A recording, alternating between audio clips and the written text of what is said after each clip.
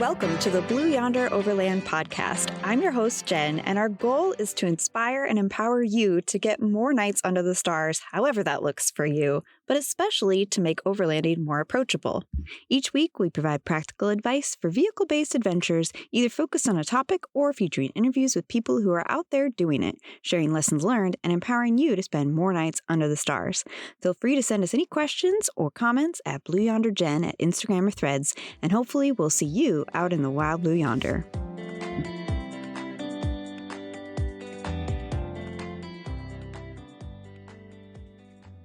Welcome back to Blue Yonder Overland podcast. Today, I am so thrilled to have Azure O'Neill here with me. Hi, Azure. Hey there. Happy to be here. Awesome. So we are so excited to hear more about her adventures today and hear more about Overland Expo, which she actually works for as Director of Programming. But just by way of a little bit of introduction, I actually just met Azure down at the Overland Expo SoCal, their first event in Southern California. And Azure had organized a Women Who Wander networking event on that Saturday morning, filled with an awesome panel of meeting inspiring ladies in the adventure and overlanding space. And two things immediately intrigued me about you. One, I heard you mention both four-wheeled and two-wheeled adventures. And then secondly, just your commitment really shone through of bringing more women into these spaces. So I was really excited to get the chance to connect with you. For our listeners, just to round out the bio here, I know that Azure has traveled around the world by boat, and she's also traveled through over 31 countries by 2 and 4 wheels, including coast to coast and top to bottom of North and South America on her 1989 Honda Transalp motorcycle. And you can follow her adventures at My Ticket to Ride on Instagram. Azure, is there anything else you'd want to add that we should know about you right off the bat? I mean, I think that sums it up pretty well. It's a good elevator pitch of my life. But yeah, I've been really fortunate to have some incredible travels around the world and incredible experiences traveling in this country.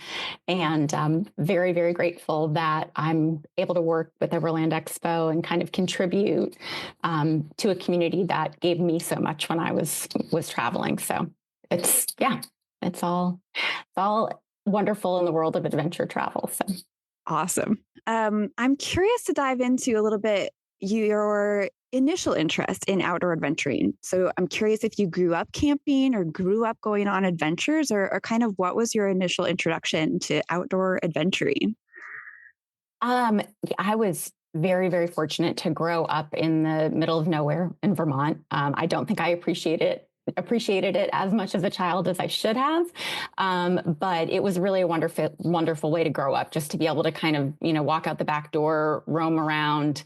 I often joke because people, talk about, camping and hiking and being outdoorsy and whatever. And it's like, I actually hated hiking for the first 25 years of my life because that's hilarious. I know. Yeah. It's so crazy, but it was like, we had to walk around our property and post, against trespassing, because my dad would just let me kind of free range wander. Yeah. And so he wanted to make sure that, we were posted against hunting. And so that the only time anyone would hunt on our property would be a family friend or, relative who had permission. And then I would be sequestered in the house. So it was every year and a half or so, we had to walk the whole perimeter of the property and post it. Yes. And so for me, it was such a chore that it was in my early to mid 20s, anytime anyone mentioned going hiking, I was like, no. That's and now I love it, but it was definitely kind of a funny way to grow up. And, since I have gained a lot of appreciation for it. But we also, camping was a huge part of my life growing up as well. We would often take family road trips and, camp at the beach. Or if we had, large family parties at our home, all of the cousins would just set up a bunch of tents around our pond. And that was, kind of how I grew up. So I was very fortunate in that regard. Wow, that is so fun. So mostly tent camping, I'm assuming, then on these family adventures? Yes. Okay. Mostly tent camping. So then what was your kind of introduction then to either overlanding or motorcycle camping?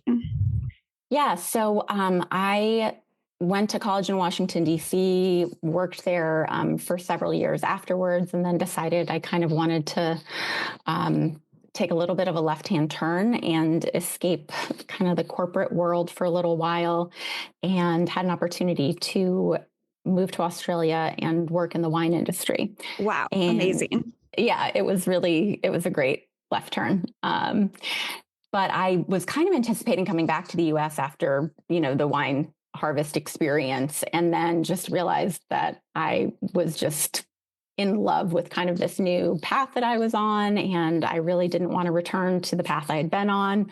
So I decided to buy a vehicle. I bought a Toyota Camry, and bought some camping gear, and just decided to start kind of working my way around Australia in that Camry. So Amazing. It was really, yeah, it was great. It was really, it was car camping, but yeah, there's a fine line between car camping and overlanding. And I think in a lot of instances, they're one and the same. Yep.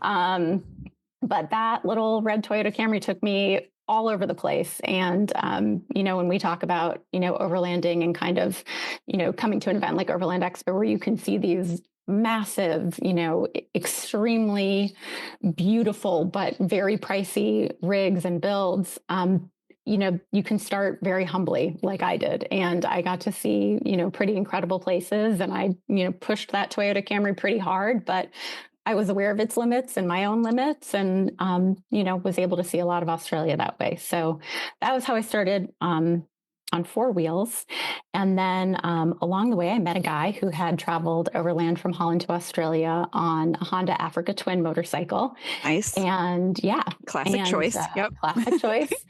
And he invited me to get on the back of his bike and go through the center of Australia, which at the time was the only part of Australia that wasn't considered safe for solo female travelers. So I was all about that adventure, and it wound up translating eventually to having my own motorcycle and continuing traveling around the world on two wheels. So wow, I love that.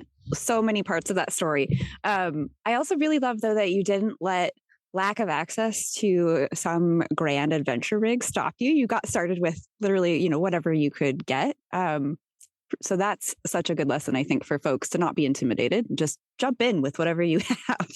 Absolutely. I'm curious then to hear a little bit more about, I tend to hear people are even more hesitant, I think, to consider motorcycle travel or two-wheel adventures than four wheels. Like they often, it has some connotations of being extra dangerous or risky. And I think I hear that even more from friends or family as a female traveler. So I'm curious what you would say to those folks who are maybe intrigued by the idea, but a little bit scared of it or scared of what they're hearing sort of in just passing about traveling on a motorcycle, especially as a solo female adventurer. You can't ignore the additional risks that come with riding a motorcycle, period, versus being in a four-wheeled vehicle. But I guess kind of my life argument for that is that what you accept in risks by traveling around the world on a motorcycle or traveling anywhere on a motorcycle, you gain equally in reward. So, yes, you are at greater bodily risk for sure. An accident is going to be significant no matter what. You are, at risk in terms of climate. You are at risk in terms of, being easier to access to, maybe people or animals who would be keen to do harm.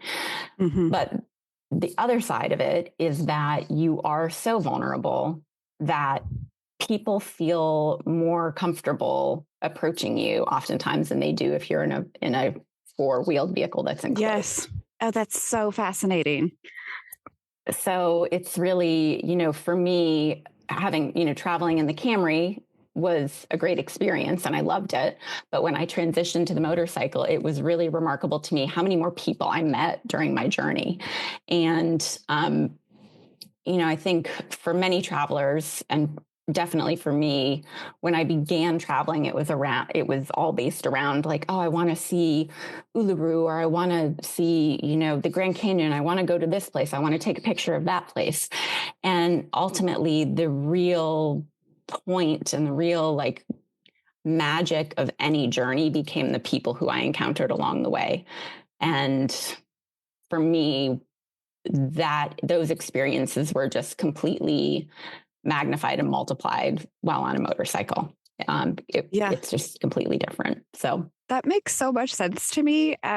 Even in some of the journeys I've done, have all been in the U.S. Well, not all of them, but the ones I've done longer trips with motorcycles have all been in the U.S. And the thing I noticed was just how much more it puts you viscerally and in your senses in the place, like whether it smells or rain or cold or hot, like you feel it all. And it's just so much more evident than when you've got a car and a window, everything between you in that environment. It just really centers you, I think, in the environment that you're traveling through. It's a much closer connection. absolutely. Yeah. But I love the people aspect as well. And that wasn't something I had considered, but it is something I've heard from other friends of mine who have done a lot of even solo traveling as a female and maybe camping in tents, things like that. And just how sometimes being willing to be vulnerable with the world really opens up some amazing opportunities for connection that might not come about in any other way. Yeah, absolutely. I mean, I think it sounds kind of strange to people who are outside of the overland space, but um, I kind of, and I think a lot of overland travelers, especially motorcyclists, eventually become accustomed to accepting invitations from complete strangers, whether it's for dinner or to camp in their backyard or, to sleep in their guest bedroom. Yeah. And just like the experiences that I've had through being, open to those moments, have just, oh my God, they just enriched my travels and my just experiences of the world, but also of our country so much. Yeah. I love that. I'm curious about a couple of questions. One is just thinking through sort of that decision to make kind of a hard left turn in life, or the decision to, go learn how to ride a motorcycle by yourself. I think a lot of people entertain ideas like that, but I'm really fascinated with the folks who find a way to get past just thinking about it or daydreaming about it and actually make it happen. And I'm curious if for you there was any sort of, catalyst or thing that helped you move from thinking about those things to action. A great question. I think that, I was very fortunate to grow up with parents who were very like pro travel. Mhm. And my dad had, kind of overlanded, from Europe across Asia, Wow. and spent time in India when he was in his early 20s. He hiked to the base of Everest. Wow. And so I grew up with his incredible travel stories, and my mom almost died when I was 18. And that really very swiftly called into focus that every day is a gift and we are Wow. not promised tomorrow. Like, working your entire life to wait to have adventures during retirement is not something that is guaranteed. So I think, I spent my early 20s kind of thinking, okay, I needed to be on this path that I had been kind of programmed to be on Yeah. for, my entire adolescence, graduate from high school with good grades, get into a good college, get a degree, get a good job, pay off my student loans, and then it was, okay, get married, buy a house, have a baby. And like somewhere between the, graduate and get a good job and work 80 hours a week to the point of burnout Yeah. and get married, have a baby, buy a house, that whole thing. It was like this moment of just being like, I want more. And I've grown up with these incredible adventure stories, and my life is not an adventure right now. And I saw a lot of my friends making decisions that were not making them happier because Yeah. they felt like that was the next step in the journey that they had to take. And I just realized, like, I am going to feel trapped if I take those steps and they don't feel authentic to what I actually want for my life. So it was, it was a weird decision. I definitely, wouldn't change it for the world. But I was at a point in my life where it was easier to break the commitments I had. I didn't own a house. I wasn't married, didn't have children. And so I think, the more committed you are to a particular path in life, it's more difficult to break away. Totally. But there is always a way. We see families out traveling all the time. It's, people rent their houses. There's so many options. It's just, for me, I think I was very fortunate to kind of have that moment where I wanted to make the left turn. And I was like, okay, I could relatively easily make this change. Wow. So.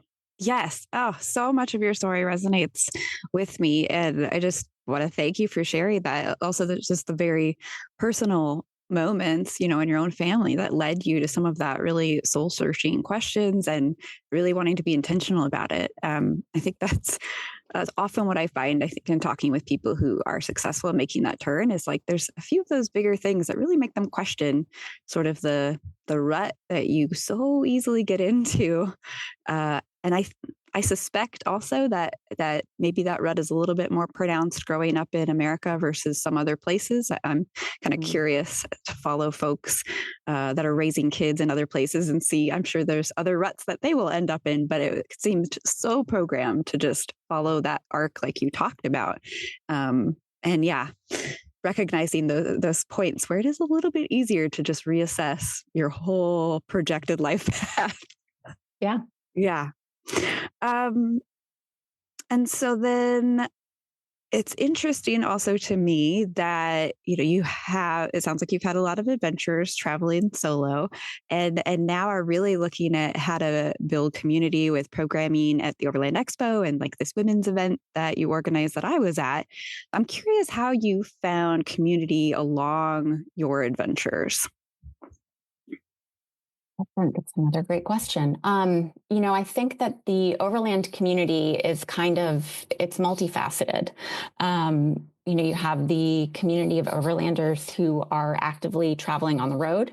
And there are so many different facets, whether it's, those who are traveling in South America or Africa or Europe, those who are looking at shipping, those who are traveling, exclusively in the US or between Mexico, US, and Canada. And you get all of these really great communities and networks of people that are they're full of like-minded people who, regardless of, background or, finances or, any of those things, there's just this commonality. There's this common thread that immediately knits them together. So, when I was traveling, I so appreciated being part of that community and how enriching it was and how, it feels like a safety net in a lot of ways because you can reach out to people who have been where you are previously and ask questions or, whatever.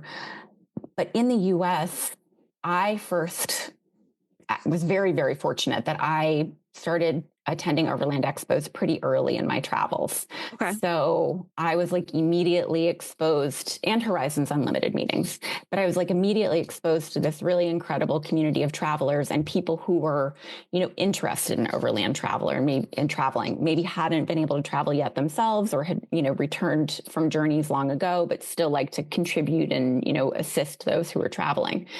So for me, from the early days of Overland Expo, that was really, at the forefront of the event. And when did you first start attending Overland Expo? SoCal wasn't your first, right? It actually was my first. Okay. Yeah. All right. My husband had exhibited at the Overland Mountain West last fall. And so I heard a little bit about it, by proxy, but that was my first actual experience myself. Okay. All right. So originally, Overland Expo was started by a woman named Roseanne Hansen. And when I first joined Overland Expo on staff in 2017, I think we only had 4, maybe 5, not even full-time employees. It was a very, small group of people who were running 2 events primarily each year. And obviously overlanding has just continued to grow, but 2020 just really skyrocketed this, genre of travel. And so what we've seen is a huge amount of growth in kind of the, exhibitor company sponsor segment of the event, but there's still this really incredible core community that comes together. I get to work with all of our instructors, all of our folks in the Showcase DIY area, our content creators, some other kind of like special groups that we bring into various events. And it's so amazing to just see how this community develops and grows and expands and is so welcoming of people. And it's really amazing to see how the education that has really always been at the core of Overland Expo contributes to that building of community.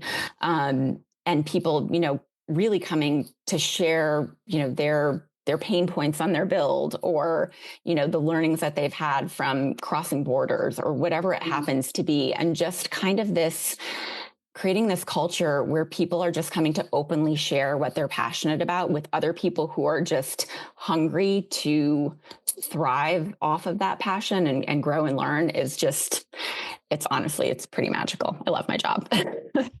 But yeah, that's awesome. Well, I think that naturally leads to a question I had planned to ask about just more insight into your vision for the programming at Overland Expo, like where you want to see it go, what we could expect, for the rest of this year, but also just kind of more strategically what your vision is for programming. Sure, absolutely. You also mentioned Women Who Wander in your previous question, and thank you for attending that. Loved it. Our SoCal. Yeah, it's really, so Roseanne had always had, female specific education at every Overland Expo event. There would be happy hours, there would be roundtable discussions, there would be, offered driving courses that were specifically meant for women. And so as the event has grown, it really just felt like we needed to make sure that there was a space for women specifically. A lot of people are kind of like, oh, well, what is female specific education in overlanding? And it's like, I always like to explain to people, like, if I'm changing a giant, truck tire and I'm changing it next to a guy who's 6'4" and has, 80 to 100 pounds on me, like, what's that going to look like? The body mechanics are different, I have literally jumped up and down on a jack, to get a lug nut loose. Yes, exactly. It's just a different story, and I remember the first time I picked up my motorcycle, it was thinking back to a class that I had taken from a female riding instructor, because men they pick up motorcycles differently. They can just pick them up with their fingers sometimes. Yeah. And, takes me like literally all of the thought and effort and strength I can muster.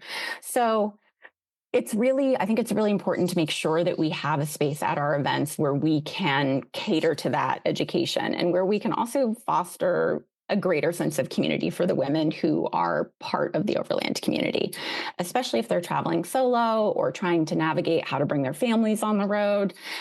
There's just so many opportunities to really inspire and enable people to get out there. And that's really what my goal is with programming across the board, but specifically with the Women Who Wander, networking events and the education pavilion. So that's kind of, a huge drive of mine, just to continue making sure that we build that year over year. Really looking forward to collaborating with a few partners this year to make sure that we're bringing like some kind of more like hard hitting hands-on classes to the Women Who Wander space. And we're also adding back our hands-on pavilion to a few of our events, which is a smaller teaching area, but it gives people the opportunity to actually, take hands-on classes like, knot tying and navigation classes and things like that, that really allow them to work with an instructor and have the materials in hand and be able to say, am I doing this right? Like, how does this look? So, I love that. Yeah.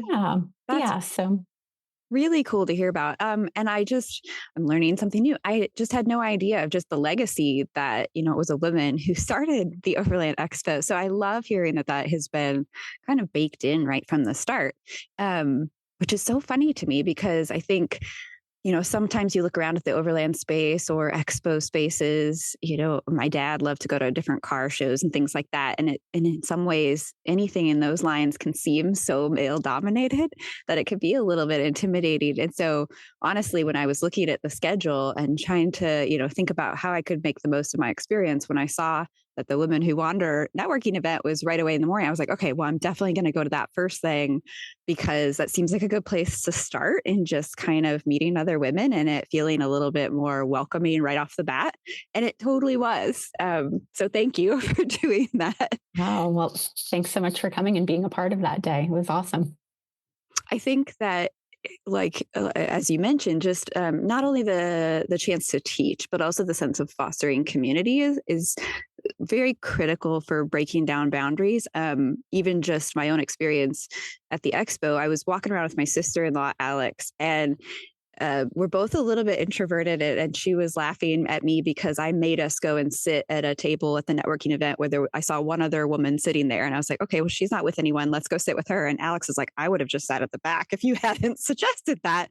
But then it was like the tables turned in the same way. Like I was hesitant to go ask people to appear on my brand new baby podcast, and Alex is like, just go ask. It doesn't hurt. And so it's like if you could find a sort of a friend or a champion to be in your corner, I think that makes it just so much easier to not limit yourself from the opportunities, whether it's overland adventuring or just taking more risks in life. Absolutely. So well said. And I'm so glad you asked. And I hope you found some really awesome contacts there to interview. There were so many cool people. I totally did. Yes. Over in the content creator area, I was able to meet Amanda Zito, who was there with her motorcycle cookbook. And we just hit it off so much. I'm really excited to talk to her in the future as well. She's the best. Yeah. Let's see. I'm then curious just if you wouldn't mind sharing from any of your longer trips, was there a point where either you were scared or wanted to quit or something happened that was just so much of a curveball where you kind of thought about throwing in the towel on one of your planned trips and sort of how you overcame that? Well, I think I'm probably pretty fortunate that nothing ever happened that made me consider wanting to throw in the towel. But I did have a pretty scary experience in Australia, which for the record at the time was considered the safest country in the world to travel in as a solo female traveler. And I was actually with my former partner at the time.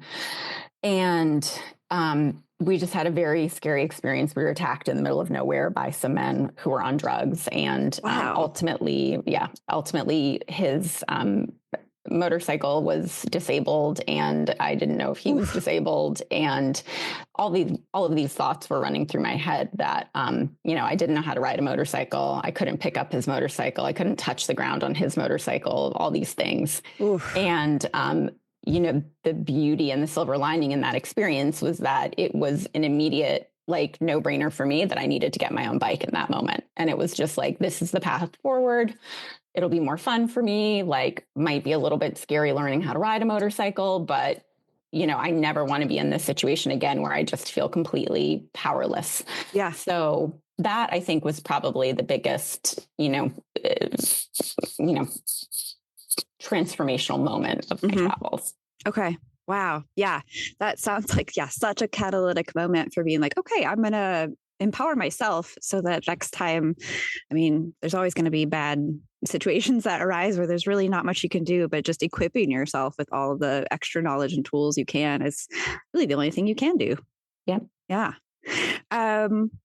I'm also curious, it sounds like you had been on the road sort of full time for some of these adventures, but now that you've been working for Overland Expo, and I'm curious how that has changed sort of your adventure seeking strategies. Are you still able to get out for longer adventures? Are you looking at weekend adventures? How do you keep adventure central to your life? So when I first started working for Overland Expo, we only had 2 events per year. And so it was pretty easy to fit in a lot of adventures. Yeah. And now we have a total of 5. So it's a little more difficult. Yes.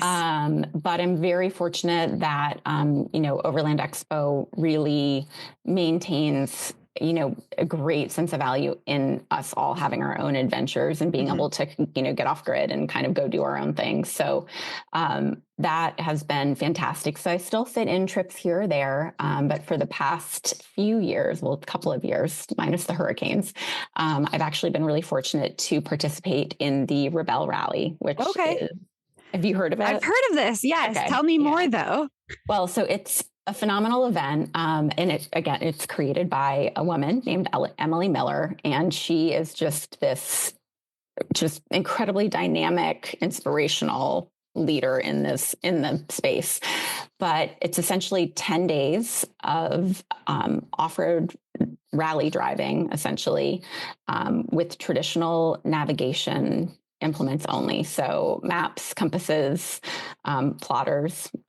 You are not able to have anything that has any kind of GPS capability. So we have to put our phones and laptops and anything else that has any kind of GPS capabilities into lock boxes for the 10 days.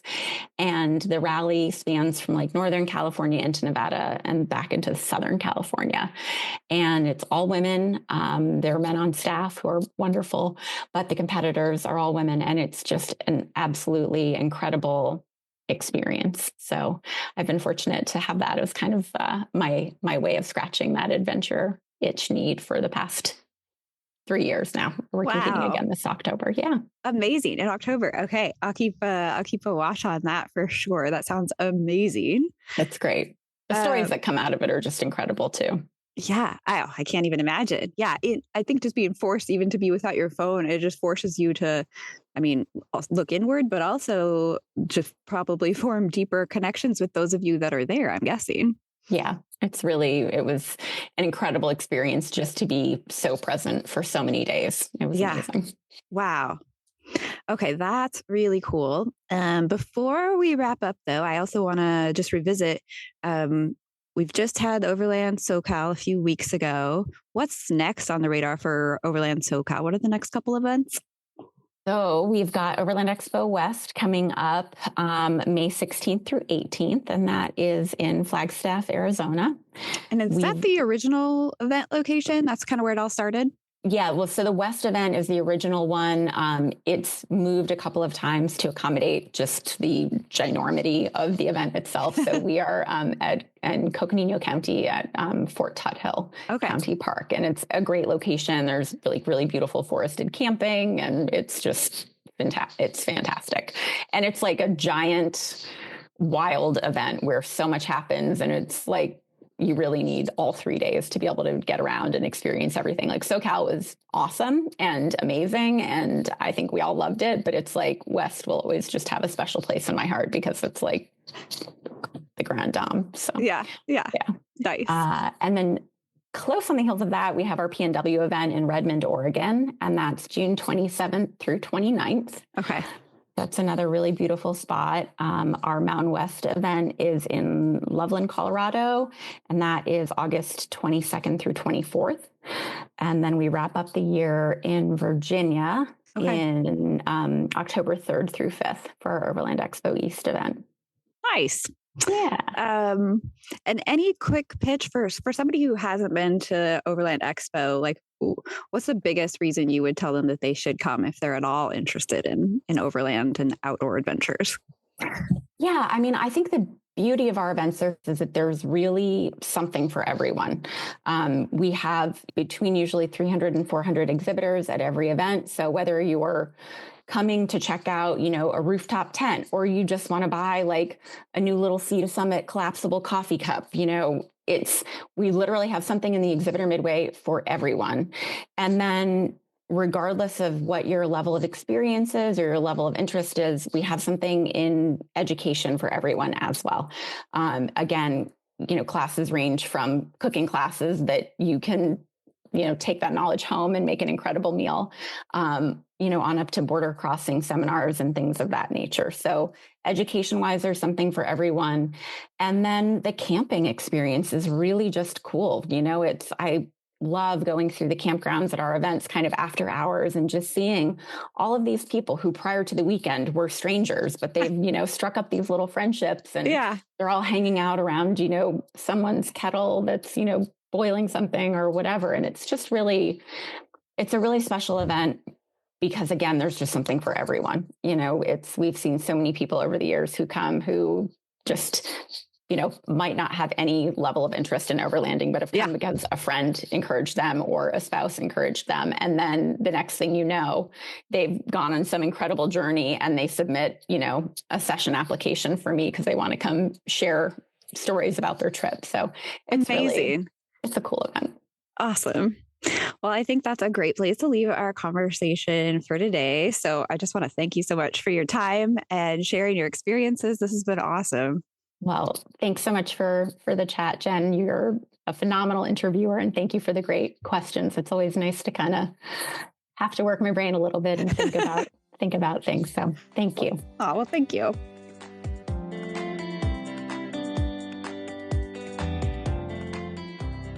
Hi, friends. If you're looking for any of the links mentioned in this episode, I'll be posting those online at blueyonder-adventures.com. If you listened all the way to the end of this episode, thanks so much for your time today. And if you are curious to learn more about overlanding, I'd recommend going back to our first 2 episodes, which talk about what exactly it is, why we love it so much, and how to find great campsites. I'll also have plenty of other behind-the-scenes content, photos, footage, and references to other great people to follow over at Blue Yonder Jen on Instagram or Threads, so feel free to contact me there. And I'll be back next week with more.